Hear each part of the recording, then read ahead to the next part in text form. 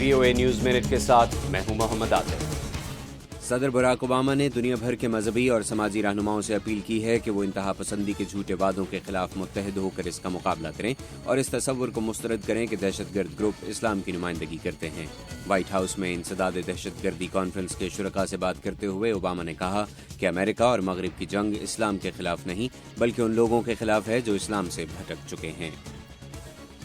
یوکرینی صدر petro Poroshenko نے مطالبہ کیا ہے کہ مشرقی یوکرین میں جنگ بندی کی نگرانی کے لیے اقوام متحدہ کی امن فوجیں تعینات کی جائیں، جبکہ اس کے جواب میں روس نواز باغیوں نے کہا ہے کہ ایسا کرنا امن معاہدے کی خلاف ورزی ہوگی۔ اور یونان کی حکومت نے اہم مراعات کی پیشکش کرتے ہوئے اپیل کی ہے کہ اس کے یوروزون قرض معاہدے میں 6 مہینے کی توسیع کی جائے۔